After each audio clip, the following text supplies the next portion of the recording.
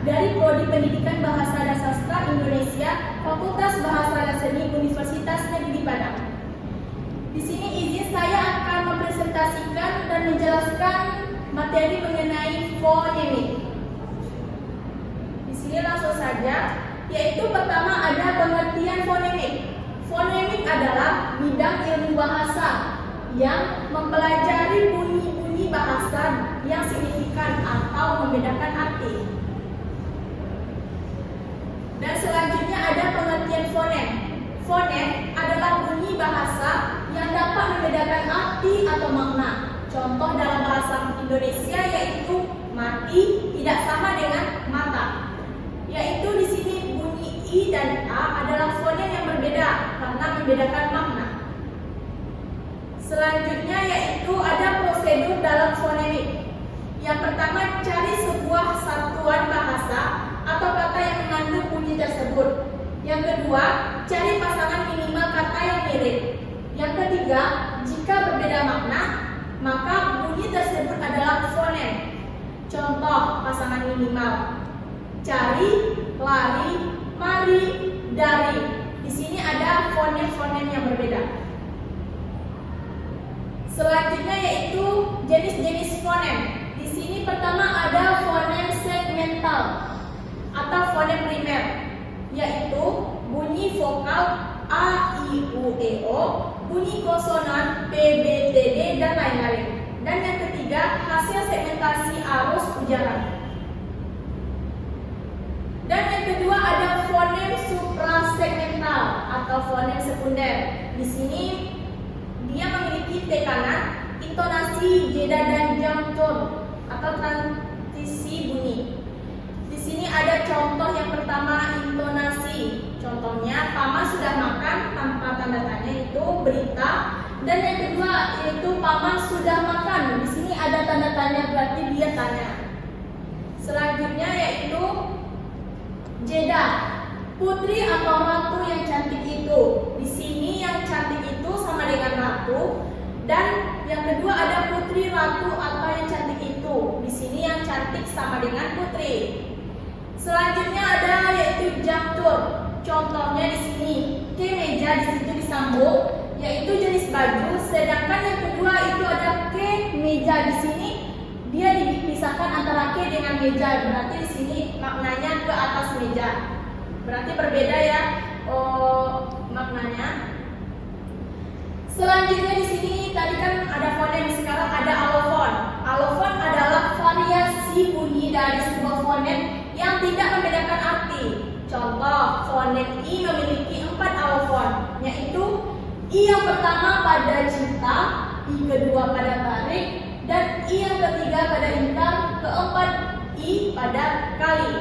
Alofon hanya variasi bunyi yang mempengaruhi makna kata. Selanjutnya yaitu distribusi fonem. Fonem dapat menempati posisi berbeda dalam kata. Fonem awal, tengah, akhir. Di sini ada P. Di sini pertama P-nya itu yang dia di awal, yaitu pasang. Yang kedua itu P-nya di tengah, yaitu tepat. Dan yang terakhir itu P-nya di akhir, atap. Selanjutnya itu K. Di awal di sini adalah katanya kaki, dan di tengah ada kata sakit, dan K-nya di akhir ada kata anak. Selanjutnya itu nye, yaitu di awal dia ada kata nyata, dan terakhir yaitu ada kata bunyi.